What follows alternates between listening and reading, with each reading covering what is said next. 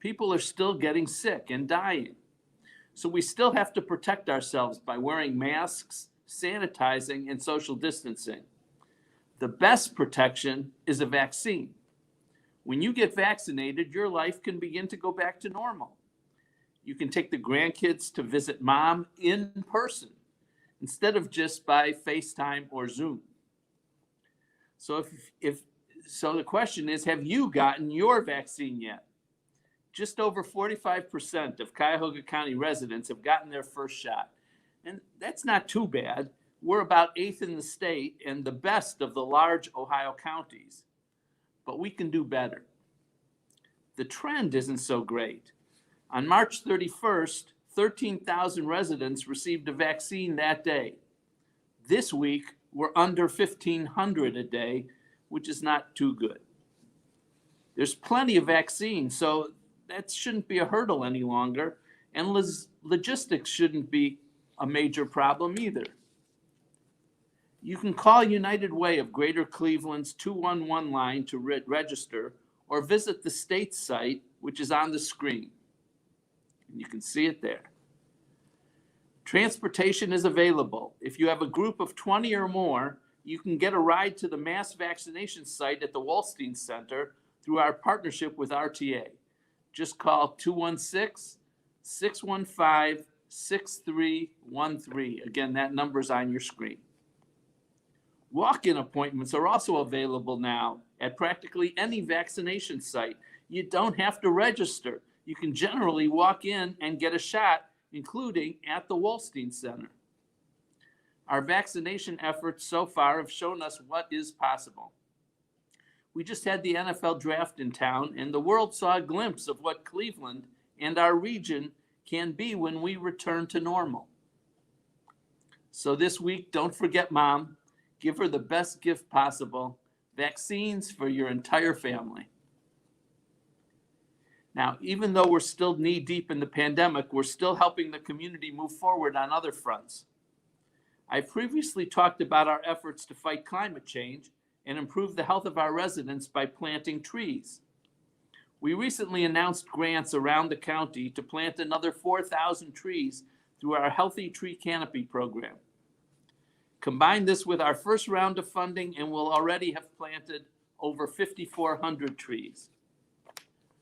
Our funding this year will allow for 20 tree planting projects, 5 tree planning and planting projects, and 1 new county tree nursery at Stearns Farm in Parma. Projects that align with our equity and vulnerability goals were given special consideration so that they can continue to reduce the effects of climate change in their communities. Municipalities are dedicated to increasing their canopy coverage because they know that it'll improve the health and well-being of their residents. Thank you to Mike Foley and our Department of Sustainability, and to the County Planning Commission for their work on our tree program. One more announcement for today. You may have seen in the news that a court recently disallowed the CDC's moratorium on evictions. While that decision is certain to be appealed, it points out the problem facing millions of renters around the country who are facing eviction because they've fallen behind in their rent payments. We don't want people thrown out of their homes. So I'm asking County Council to add another $10 million to our rent relief program, bringing the total to about $30 million. That means the county is helping about 8,000 renters remain in their homes and avoid eviction. If you've lost income due to the pandemic, you can apply to receive up to 12 months of assistance to help ensure your housing stability. Funds are administered by CHN Housing. And if you are in need of assistance, you can apply at neorenthelp.org. Again, the site is on your screen, neorenthelp.org. The potential for a wave of mass evictions is a looming disaster. We know there's a need for this in the community, and we're working to meet that need and keep residents in their home. One final item. Yesterday, Mayor Frank Jackson announced he will not run for re-election. I sincerely want to thank Mayor Jackson for his long-time, passionate service and his steady leadership. His is a very tough, stressful job. Everything he did was for the people of Cleveland, not for himself. The only way the region moves forward is through collaboration. Under Mayor Jackson's leadership, the city and county have collaborated on many important projects. I'm thankful to have another 6 months to work with him. We still have a lot to do. And I look forward to continuing and building on these collaborative efforts with whoever succeeds Mayor Jackson. Thank you. And with that, I'll turn over the program now to Health Commissioner Allen. Thank you, Executive Budish, for your continued support of public health and the work of all of our staff throughout the pandemic. I know on multiple occasions you've taken the time to acknowledge the long hours and extraordinary commitment that our staff have made to protect the community, and we are very grateful for your leadership. Today, I'm happy to report that we continue to see improvements in our trajectory for COVID cases and vaccinations. As Armond noted, about 45% of our residents, over 460,000 folks here in Cuyahoga County, have started vaccinations. And the case numbers also continue to trend down.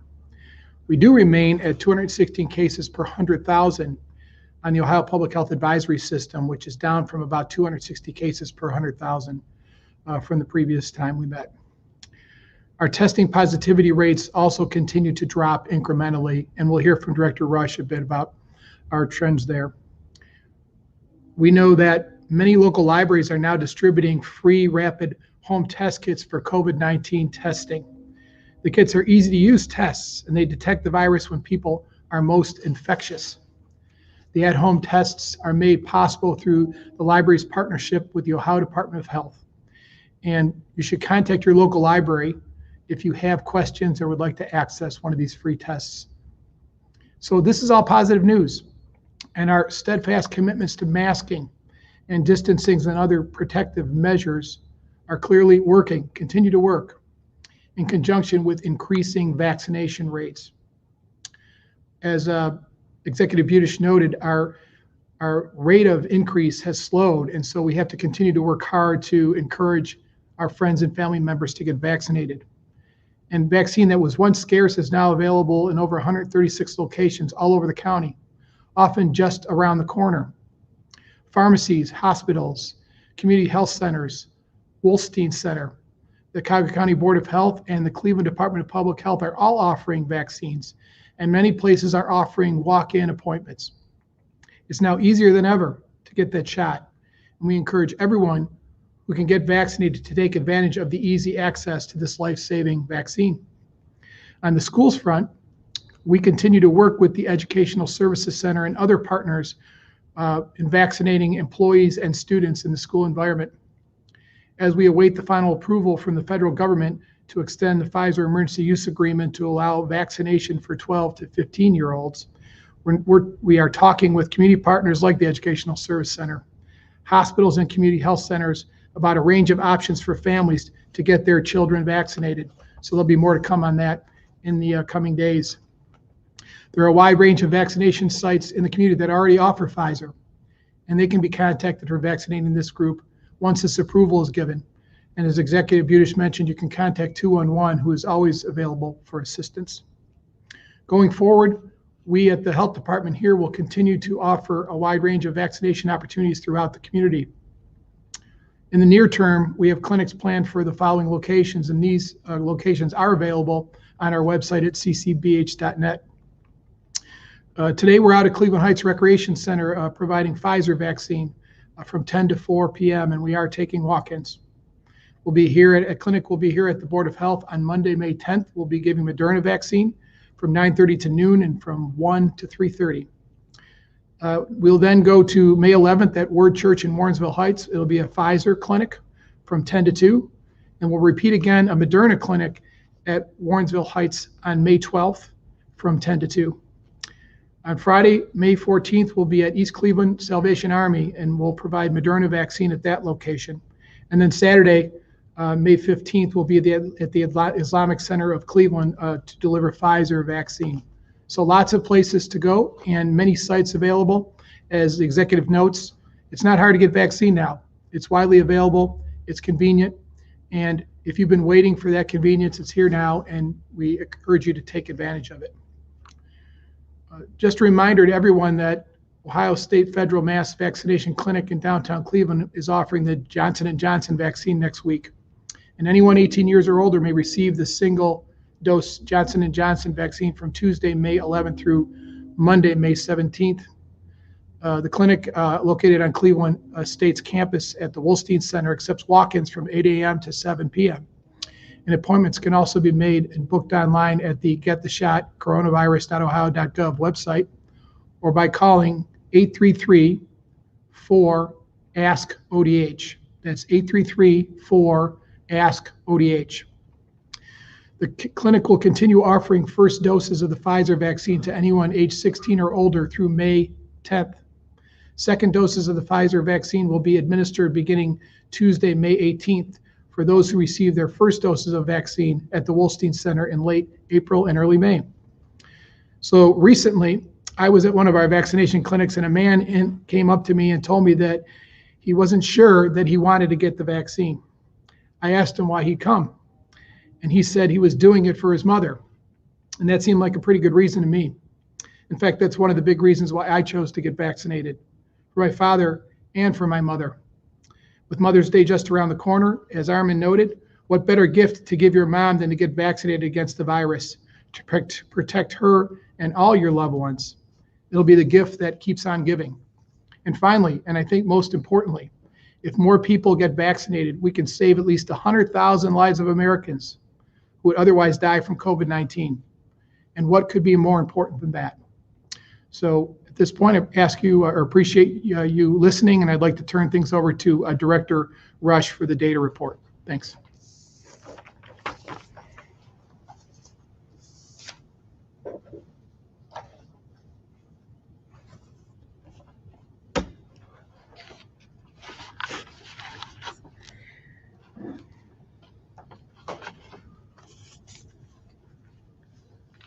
Good afternoon.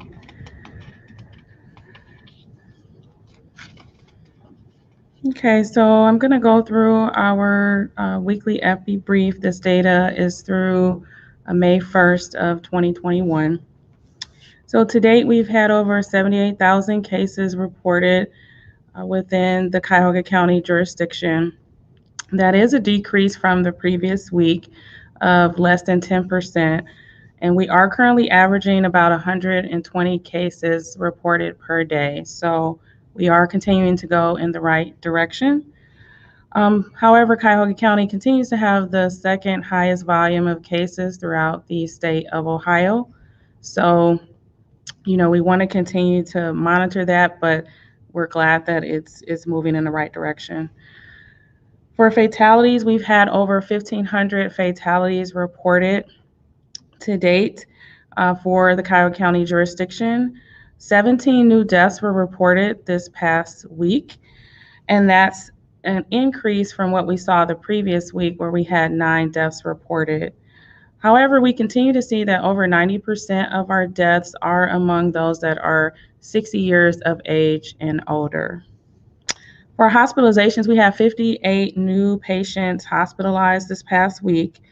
Approximately 60% of our hospitalizations are among those that are 60 and over. So still continue to see most of our hospitalizations in our older population. Next section. So for case demographics, there has not been any change in this over the past several months. We continue to see that the 20 to 29-year-old population continues to be the largest proportion of cases. And so we're, as vaccine rolls out, that number may shift as far as new cases that are being reported. Otherwise, all other demographics have remained stable over the past several months. Next section. Okay, so for our Epi Curve, as you can see, we have those 3 main peaks that we've had that's remained consistent. At the very end of the curve, you can see it's maybe harder to see, but there has been that drop that I talked about where we're at 120 cases per day. So we have dropped to where we saw levels back in July of 2020. So again, going in the right direction, and the cases are continuing to decline. The geographic distribution for our cases has also remained pretty stable over the past several months, I'm sorry, not 7 months. And there has been no remarkable change here. We are starting to see some uptick in case activity in the western half of the county, but not a significant jump overall. So we'll continue to monitor these trends as well. Next section. And so for our hospital utilization rates, these have remained flat over the past 2 weeks, so not a significant change here. We're still at around 80% utilization for our critical care adult beds, and ventilators remain at about 32%. So that's been pretty flat over the past several weeks. And the COVID patient population in the hospitals has declined significantly as well. We've noticed a decrease in the ED visits over the past 3 to 4 weeks. So over the past 2 weeks, we had an average of about 80 visits per day happening at emergency departments with COVID-related symptoms, but that has dropped down to about 58 cases per day of people reporting to emergency departments for care related to COVID-19 symptoms. Next section. Okay, so this is our testing data. So as you can see, over the past 4 weeks, we have declined in the number of positive test results related to hospitals reporting. And so we're currently at 5% positivity rate, which is really low. Again, it is indicative of the same rates that we're seeing with cases that are also declining. One of the changes that happened with the report this week is the electronic lab reporting. Previously, you recall we had the Center for Medicaid Services for nursing home positivity data. That data has changed through the federal reporting. And so now that information includes nursing homes, hospitals, private labs, as well as the state labs. So as you can see, it's also going in the same direction. We're at about 4.2% positivity rate there. So again, definitely an improvement over what we've been seeing back during the beginning of the year.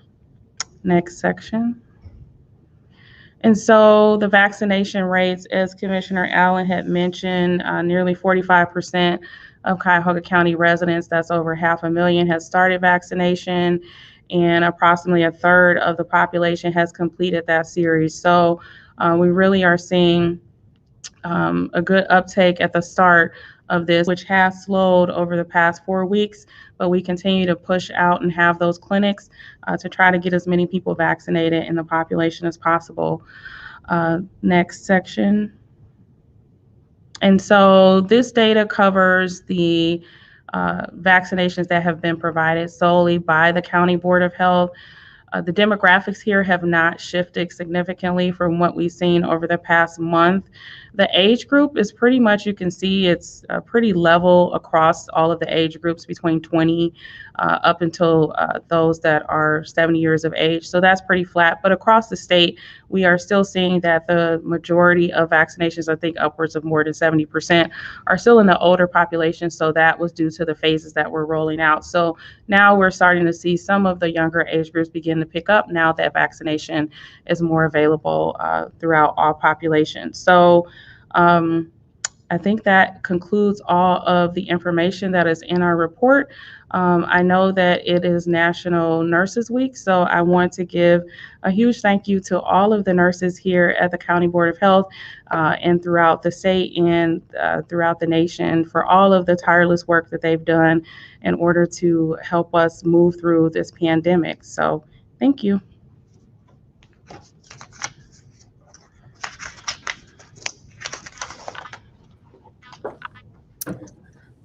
All right, thank you all very much for your remarks. We now have a few minutes for some questions. If you could just please state your name and media organization when asking a question, and remember to stay muted when not speaking. So with that, we can get any questions.